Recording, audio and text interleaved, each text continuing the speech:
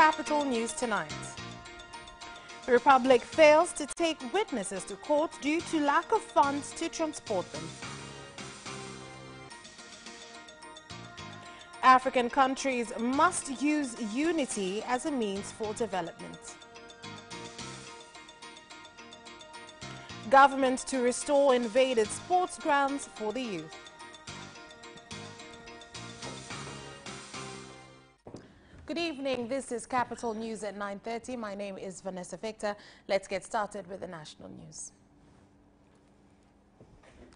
State prosecutors have told the Kisutu Resident Magistrate Court that they have failed to call witnesses in a case facing the former Chief Accountant of the Prevention of and Combating Corruption Bureau, PCCB, Godfrey Gogai, and his fellow accused who are living outside Dar es Salaam region.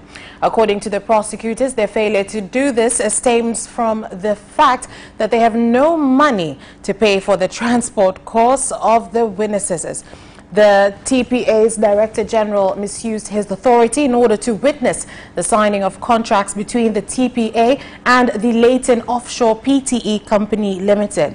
As a result of having witnessed the signing of the contracts, Ephraim Mgawe was able to get an individual profit of 828,000 million shillings after breaking the law of procurement by helping the company be shown favoritism.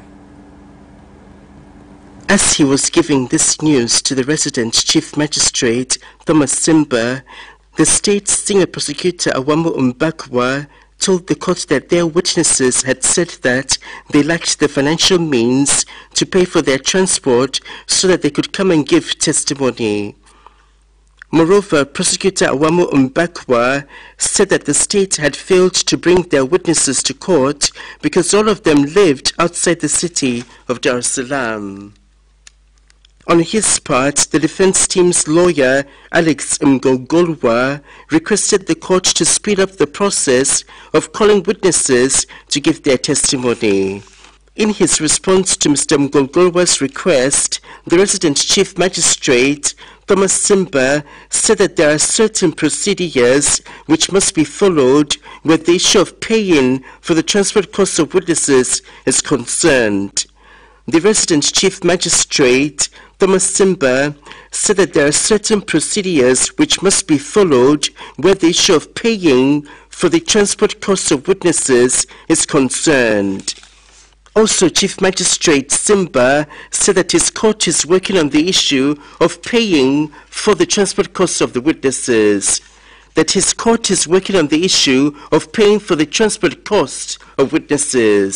The Chief Magistrate, Thomas Simba, adjourned the case as well to April 8th this year. All of the accused were instructed to return to remand custody.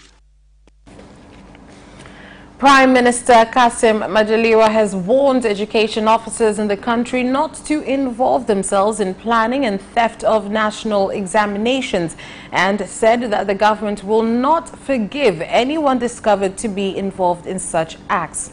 The Prime Minister said this in Dodoma when opening the 6th General Meeting of Regional and District Educational Officers Union, where he revealed that there are some education officers that have been collaborating with teachers, which is against the law.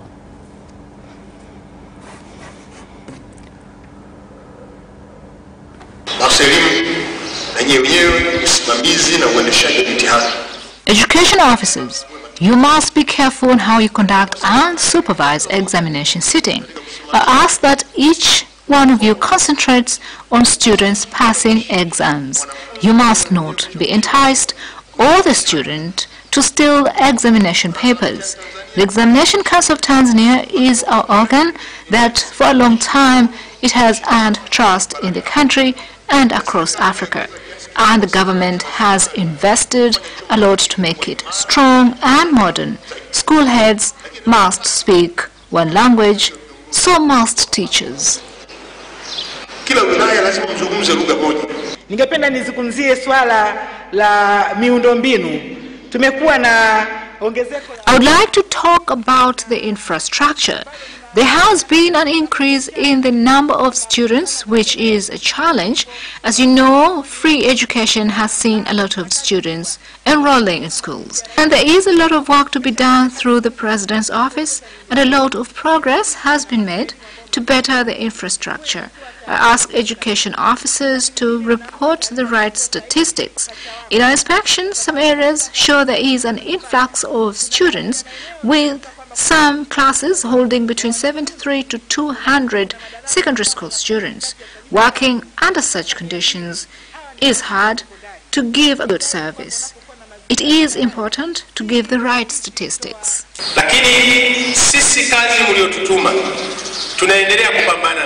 We're surviving to achieve the work that you sent us to do. We spoke about working towards renovating old schools. We finished phase 1 with almost 44 schools. More than 23.4 billion has been spent. In March, we gave out 16 billion, so renovation can begin. Ukarabati wa shule kongwe sasa utaanza katika mikoa mbalimbali.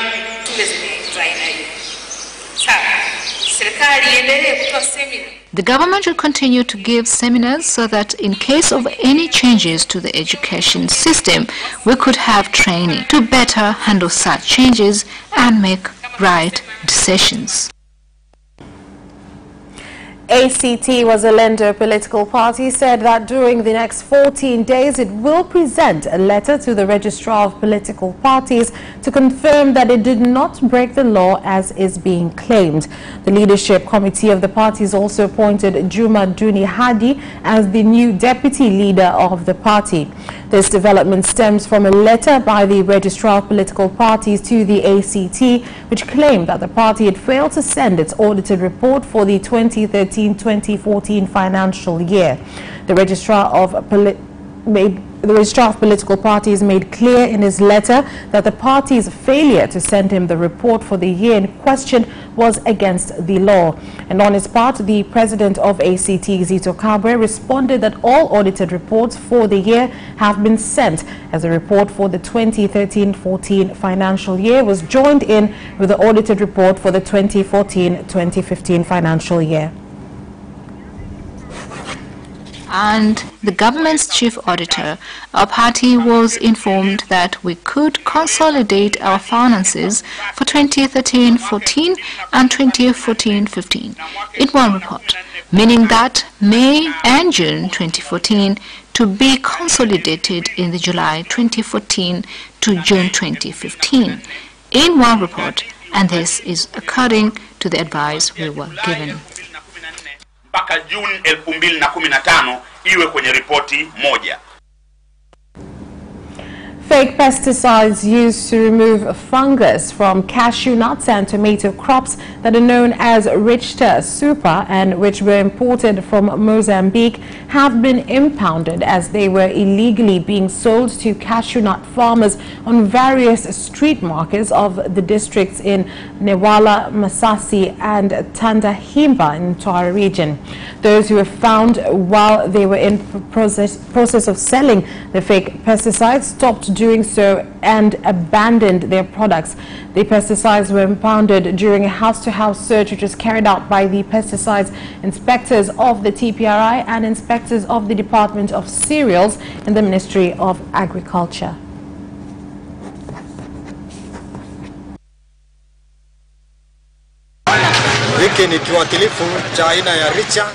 This particular bottle of pesticide here comes from Mozambique. It has a Norwegian label. We have no clue on how it is supposed to be used. We don't know what the side effects are. It is simply sold randomly. The sale of such pesticides must not be allowed. Those responsible will be found and brought to justice. This will cause the farmer not to get desired harvest, but it could also harm the person selling the product. As it is poisonous, this operation is progressive. This exercise to inspect pesticides on the market is good, and I commend the government. You find some displayed under the sun which could cause harm. The police force in Kigoma region has successfully killed 5 robbers, with some others escaping when they were attempting to engage in carjackings at Rusohoko Forest area on the Kibondo Kasulu Road. Jumla majambazi ambao wameuawa katika ile eneo la Kosovo.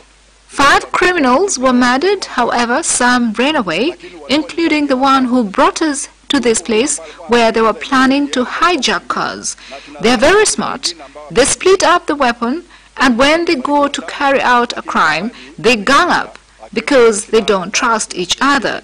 I would like to warn criminals planning to come and commit crime in Kigoma that we will deal with them accordingly. This sort of crime is scary because it happens so close to where we live. I ask the police force to strengthen security around the clock so that they can get to the crime scene on time. Kwa hiyo wakitaka kwenda kufanya uhalifu wanakusanyana sasa.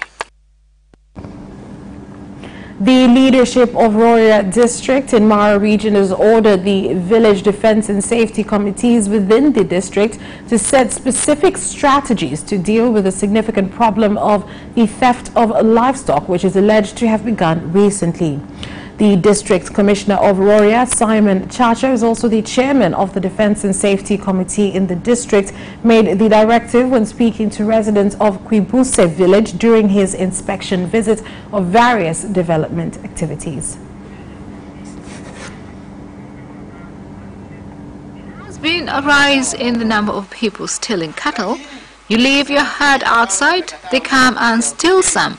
But in other areas where they are against crime, there is no criminal cases reported. So you must not allow this to happen, because this is what you depend on for your livelihood.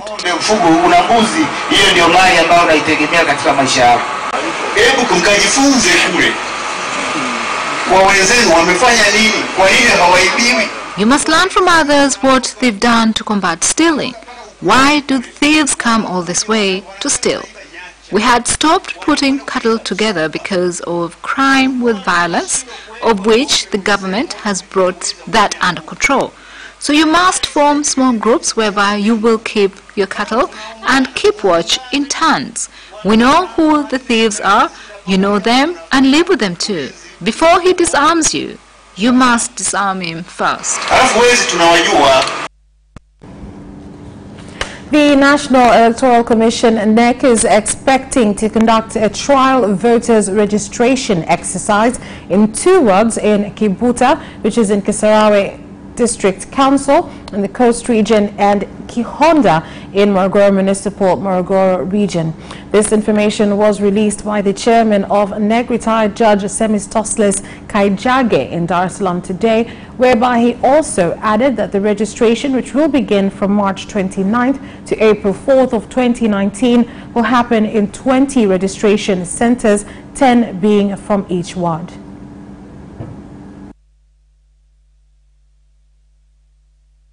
Tume ya Taifa ya Uchaguzi inatarajia kufanya zoezi la uandikishaji wa wapiga kura kwa majaribio.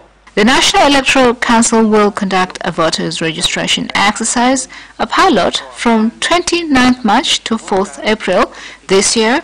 The intention of carrying out this pilot is to test out equipment and the system to be used to register voters, as well as to spot any challenges that might arise during the exercise to improve voters' registration database, to be done at a later stage.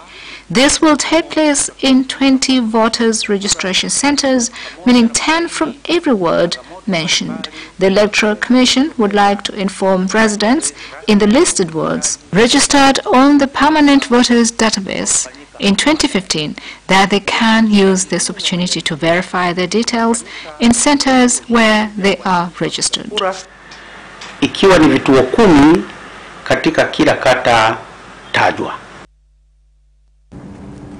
Mobile company Tigo has said that it wants to improve the loans provided through the Tigo Nivushe services so that the funds can be loaned to farmers so that they can prepare their farms and purchase inputs.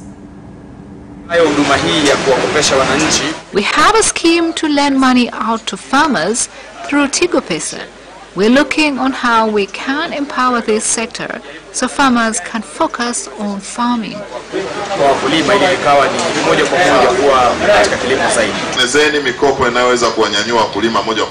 You must come up with loans that will uplift farmers.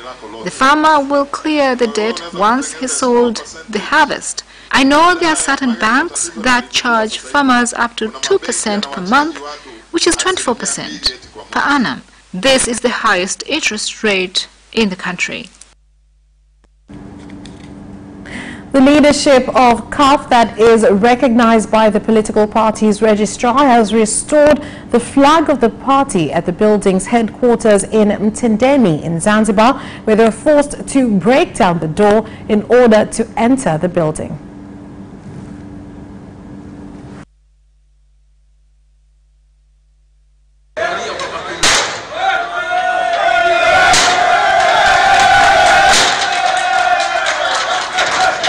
Kusema kwa sababu ofisi hii mimi nimekaa tangu tuinunua na vitu ambavyo vilikuwa ni vingi sana. Bahati mbaya baada ya kufungua kila ofisi tulokwenda hamuna kitu chochote. And that is all for national news. International news is next.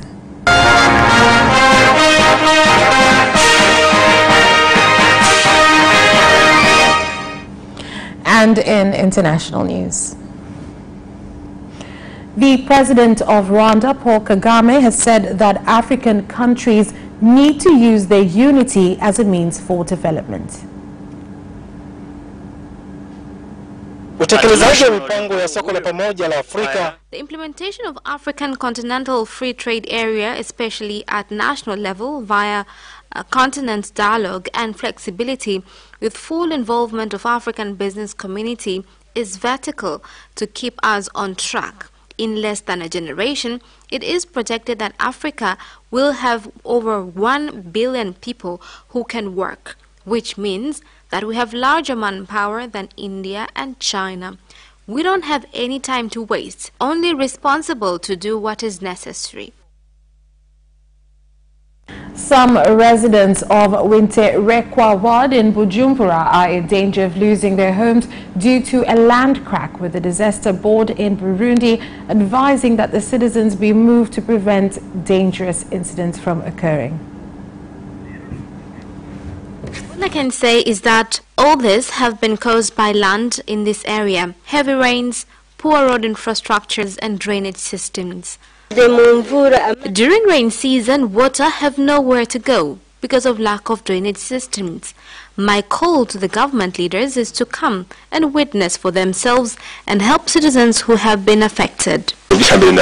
We are here with Bujumbura leadership who deals with disaster management, because as the government, we're supposed to protect citizens. 3 weeks after President Uhuru Kenyatta appointed an MP in Kenya as his new Minister for Education, Professor George Magoha has been officially sworn into office after his appointment was approved. Albert Omore Magoha, having been appointed a Cabinet Secretary in the Government of Kenya, do swear that I will at all times be faithful to the Republic of Kenya, that I will obey, respect, uphold this Constitution of Kenya and all other laws of the Republic. So you're not coming into a field that is new to you. You're very familiar with it. And I'm really counting on you to help us and to support us and to ensure that we're able to deliver to the people of Kenya, especially this issue of 100% transition, ensuring that we manage the resources that we have in a proper and good manner, assuring ourselves that we are able to implement the new curriculum as we have worked, and you have been part and parcel of that whole process, so it is nothing new again to you, it is something you understand, and I'm really counting on you being able to work together with your colleagues and myself to ensure that we deliver to the people of Kenya. That is all for international news, but do stay with us. We'll be back with business news after this break. Watch Business Edition as we talk to business leaders and experts in sectors that are transforming Tanzania's economy. To be, I have to be a business person. It's not an easy road at all. People need to understand. You must quickly think, how cost effective are you going to be? Business acts as a way in which it can bridge that gap. Business Edition will keep you informed on latest developments in the financial sector, extractive industry, tourism, agriculture, energy, construction, and so much more. Meet entrepreneurs who create employment opportunities. Watch Business Edition on Friday at 8:15 p.m.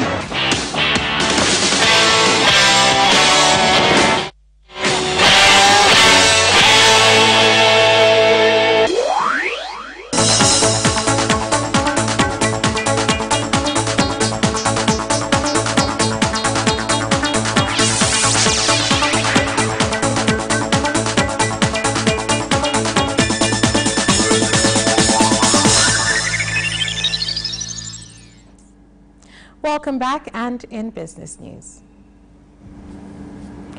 Farmers of cashew nuts from Tunduru district, Ruvuma region, have said that lack of sufficient agricultural experts in the district has led to them not benefiting as they should from harvest, especially cashew nuts, with them stating that experts need to visit them constantly and provide them with expert advice.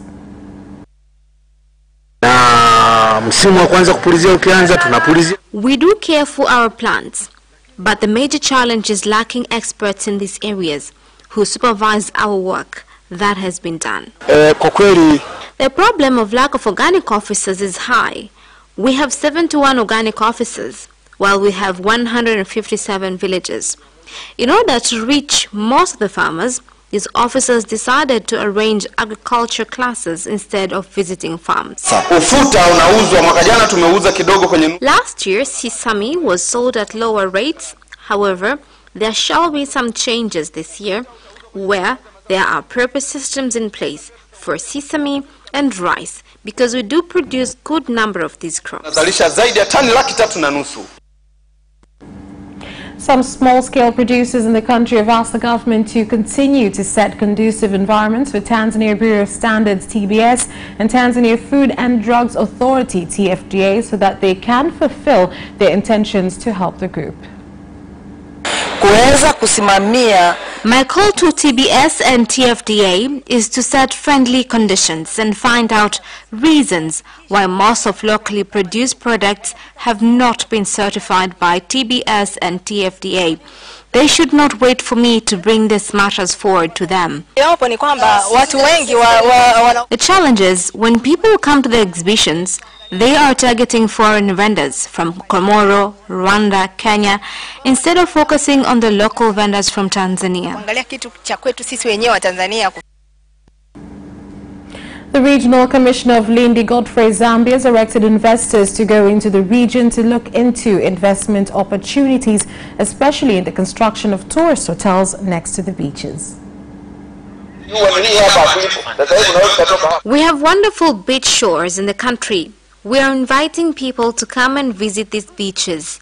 And for those who want to invest in the hospitality sector, they should be given good areas which will be favorable for tourism activities.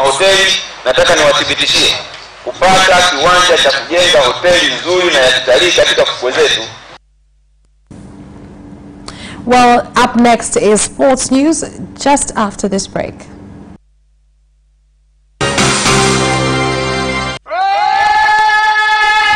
Hi, my name is Kotaro Tokuda. What's up? My name is Céline Garnier. I'm John Barnes from Liverpool Football Club. The hip hop, a hip it, the hip it, hip hop. You don't stop the rockin' to the bang bang boogie. Say up, jump the boogie to the rhythm of the boogie to beat. Now what you hear? I'm watching Sports Gazette. I'm watching Sports Gazette. And you're watching Sports Gazette with Sebastian. With Sebastian. Peace out. Yes! And you can also watch Sports Gazette for highlights and interviews regarding sports. Do not miss Sports Gazette every Wednesday at 7 p.m. only on Capital Television.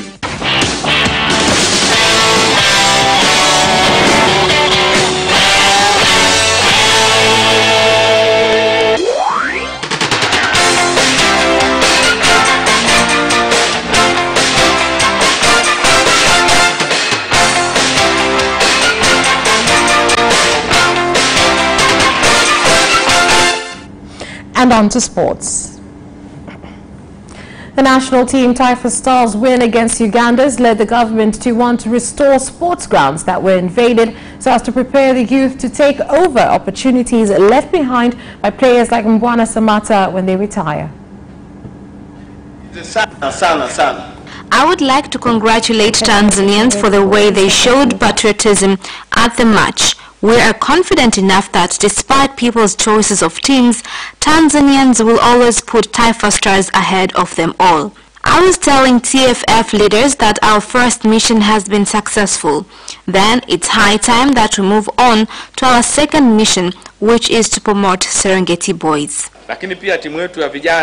Under 17 Serengeti Boys team is now in camps, getting ready for the AFCON Tanzania 2019 Under-17 games, which will begin on 14th to 29th of April 2019 in Tanzania.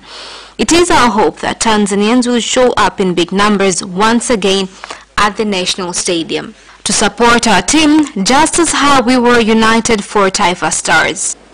For Taifa Star. The head coach of Serengeti Boys has said that they will continue to provide more challenges to the national team Taifa Stars by doing well in the AFCON Championships and entering the World Cup, adding that the president's words has given them even more motivation. What is necessary to be done now is to make further steps ahead, like securing a chance to play in World Cup. With results from the senior team, we have been highly influenced that we need to work even harder in making sure that we reach the set targets. Again, with Honorable President John Pombe Magufuli's financial support has shown how much expectations and hopes he has with the team. We do not want to disappoint him. The national women's team Twiga Stars has continued with training at the Karuma Stadium to prepare for the qualifiers for the 2020 Olympics that will take place in Japan, with coach Bakari Shime stating that he owes a huge debt to Tanzanians. We have two games, one with Congo and Equatorial Guinea. After qualifying, then we shall be able to go to Japan for Olympic tournaments. Our main focus right now is to perform well in order to secure those opportunities to represent our country at international tournaments. I'm pledging to Tanzanians that we shall perform wonders. They should show up on the 5th to support our team, because presence of a huge audience surely will boost our morale at the match and strive for winning the match. I have never seen the Congolese team to judge their performance, but I believe that it will be a fantastic match because we are both going to play with anonymous people for the first time.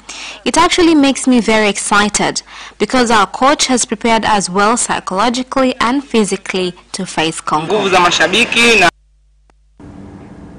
Forward Cristiano Ronaldo went off injured as Portugal drew the European Championship qualifier against Serbia. Ronaldo was substituted after appearing to injure a hamstring after 31st minutes. Serbia led at the time after Dusan Tasic's early penalty, but the hosts equalized through a spectacular 25-yard strike from Danilo Pereira. I will know more in 24 or 48 hours, said Ronaldo. It happens. If you go out in the rain, you get wet. I'm calm. I'll be back in 1 or 2 weeks. His club, Juventus, are 15 points clear at the top of the Italy's Serie A and face Ajax in the Champions League quarterfinals.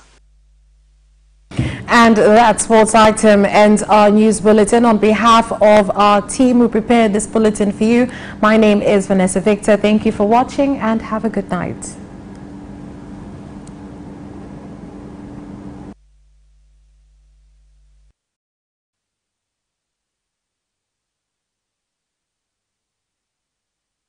Zimebaki siku 19.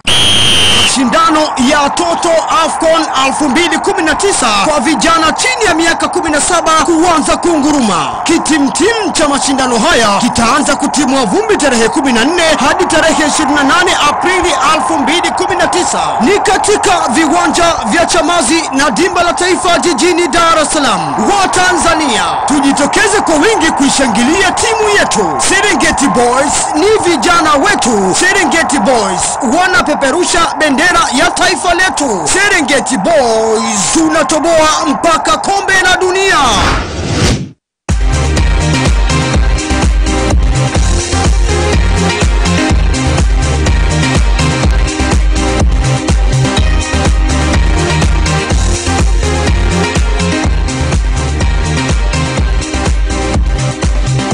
This week on Turning the Spotlight.